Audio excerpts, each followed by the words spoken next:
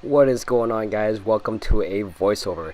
I decided to do a voiceover for this one because, well, the first part, it's pretty much just us training, and it was early morning. We weren't really into talking, and so it's just a whole lot of silence. And yeah, all you hear is really some background noises, the fans, and cluttering of the weights. And although I do want to show you guys some training footage, because after all, this channel is about more or less about some of my training. It's just awkward silence, so I figured I'd kind of talk a little bit, and yeah, so you can kind of hear my thoughts. So this is the first time I actually low bar squatted in the hook grip knee sleeves. I mentioned earlier that I got them for the first time and I tried them front squatting, and it is difficult to squat in these because I'm used to having neoprene knee sleeves, so my SBDs or my Ray-Bans, and they give me some kind of rebound, and I already knew going into this that I wasn't gonna get any rebound out of this at all. However, what I did not know was that I did not know what depth was in these knee sleeves. Not I was going too high, I was going way too deep. I couldn't tell where depth was. Normally when I kind of feel the knee sleeves bunch up, I know where depth is and I bounce out. Not the case here. I just kept going down, down, down. So far, everybody that I've talked to, I've gone at least 2 to 3 inches deeper than I needed to with these knee sleeves. So it was a little bit of a challenge for me, but on this trip my goal was to travel light, so these were the lightest possible knee sleeves, and I did not bring a belt because, again, I wanted to travel light. Here I am squatting 160 kilos, I believe. Now this would have been a huge PR for me without a belt.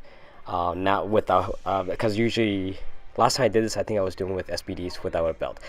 This time, no belt, no SBDs, just these are basically not even sleeves, they're just kind of knee huggers, and it was pretty difficult, I'm not gonna lie. And kind of prior to this, my left hip is pretty jacked up. I'm not used to sitting on a plane, or I'm not used to sitting for 12 hours straight. So during this whole trip, my left hip has been bothering me. No matter what I did, I couldn't release it. I tried to roll out my hips, my psoas, everything. Just wouldn't quite get rid of that nagging pinch. It's right when I hit depth, there's this little pinch that I don't know. I'll figure it out eventually. But I didn't have a whole lot of space or time there, so I really couldn't venture around and play around, find what was going on. But that was the kind of issue, and during the seminar when I was kind of showing how to squat, it was causing a little bit of pain, but not enough to really show it. And then I went to bench.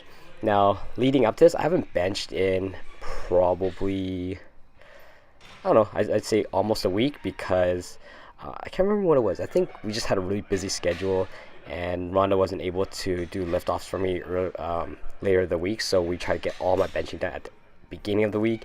And yeah, so probably 5-6 days without benching, so it felt a little bit foreign to me. And on top of that, I'm used to having either Rhonda or a couple other people hand off for me.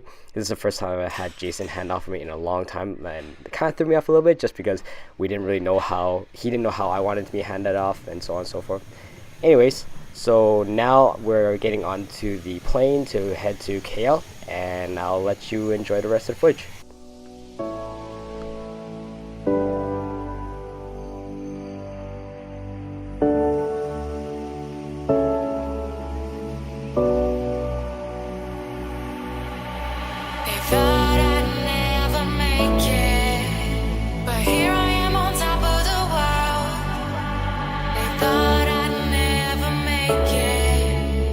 Here I am on top of the world, on top of the world.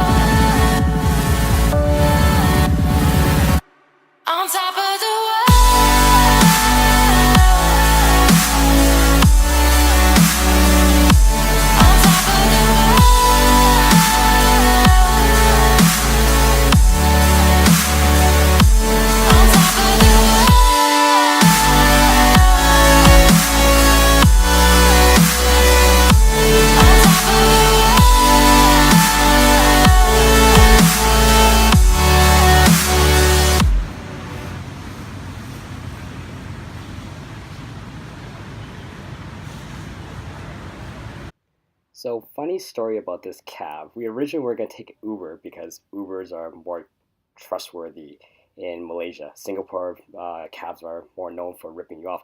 I saw that the meter wasn't going on, and we've been driving for a good 20 minutes. So, I'm like, what the fuck? But it turns out that Jason already negotiated with the cab driver on a set rate, and yeah, crisis averted. Whew. What's going on, guys? We are in Kuala Lumpur, the night market. Just got off the plane not long ago, and a friend of ours, Wyoming's kind of taking us around, and let's check it out.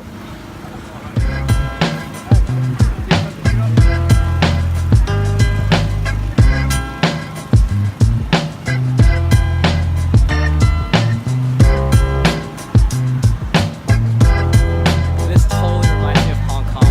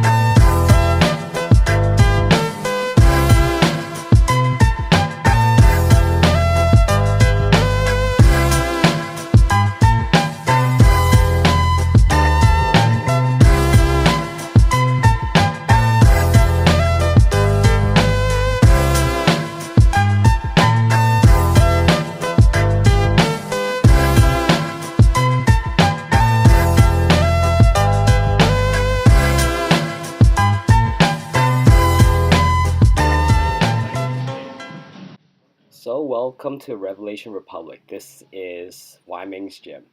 He doesn't own the gym. Another two guys own the gym. He trains powerlifting here. Uh, First thing you'll notice is this gym is loaded. Look at all of the Rogue equipment. And I mean, this gym, for such a small place, is loaded head to toe with top-notch equipment. All the racks are Rogue. All the GHRs are Rogue. Everything. They have two airdynes there, and I think like six or seven rowers. I can't remember. I guess you can count it right there. Five or six. Yeah, I think five. Anyway, and reverse hyper. All their plates are Rogue, and they have some standard black rubber bumper plates for CrossFit. But man, this gym has some high quality stuff. They have a bunch of Texas power bars. They have the bar I'm using right now is the Alico stiff bar. They have the Alico Olympic lifting bar. They they did not cheap out on equipment, and I love that about this gym. It's a small place for sure. It's definitely much smaller than my gym. I'd say this is probably 1/5 or even 1/6 of my gym. But the atmosphere and the culture here is amazing. Everybody here, you'll see Jason in the background. He's just drenched in sweat. You can't help but to train your ass off in this gym. Like right when you walk in, it just has this gritty, hardcore feeling to it. I remember when so this video when I first walked in wasn't even the first time. Like I kind of did a retake, but the first time I went in there, people were laying on the ground, huffing and puffing, and like grunting and just really pushing each other, driving each other, and you don't see that as often. Not as one whole group. At my gym, you have people who work hard. I will not take credit away from them for sure. They're like people work their butts off. But you'll see segregated groups in my gym. It's a funny atmosphere, and I'm sure people will see that in a lot of other gyms too. There's gonna be different groups here and there, different cliques and whatnot. Not this gym. This gym is one group, and they're all united. They all work hard. Very similar to Elevate, the gym I was training at earlier. Both gyms I love, absolutely love. They both have amazing culture there. People there are there to work hard. The difference in between this gym and Elevate, I found that Elevate was more a little bit quieter. They're more like a family type. You know, everybody knows each other. They're very nice to each other. Everybody's kind of joking around. Like it's a very fun environment. They're all there to work hard, but at the same time, everybody's very nice. Here, it's grittier. It's more hardcore. It feels like maybe it's just because when I walk in, like every dude is shirtless. Every dude's like glistening in sweat. It's pretty intense. It kind of reminds me of like a UFC gym. Like, like here's one of their classes. They run a bunch of strength conditioning classes. Um, Wyoming actually showed me their training log, and it's pretty intense. I'm not gonna lie. The chick in the back, she is the current GPA world record holder for squat or total. Like I can't remember what it was, but GPA is their powerlifting federation. They currently do not have an IPF. They're not affiliated with IPF, but still, like it's insane. These guys work their asses off. No joke. This is where I sit, chill, and watch them work hard. No way am I doing this. I'm on vacation right now. So while I'm kind of goofing around, I wasn't entirely goofing around. I was working on my presentation and all that stuff. I did do work, believe it or not. But after I did work, I just kind of scoofed around and watched these guys film. And these, man, they work hard. I feel guilty for filming them. And these guys, they didn't stop to talk. Their eyes were on the clock the entire time. As soon as their time hit, they were ready to go for the next one. And they're just going hard. And maybe just where I'm from, I don't see that very often. I don't see guys busting their ass off like that. Like they were struggling for every single breath, and that's very motivating. When I go to a place to train, I want to be in that kind of environment that should kind of make sure that I'm on my A game. You know what I mean? It's crazy. And there's the girl who holds the GPA, is a world record. Bleh. She is the GPA world record holder. Pardon me. And of course, when I was there, it was monsoon season, so it was raining like crazy, thunder, lightning, the works. Anyways, hope you enjoyed this voiceover. Hope you enjoyed this series so far. Stay tuned for next episode. Thanks for No way. watching. I'm staying Peace. dry in here.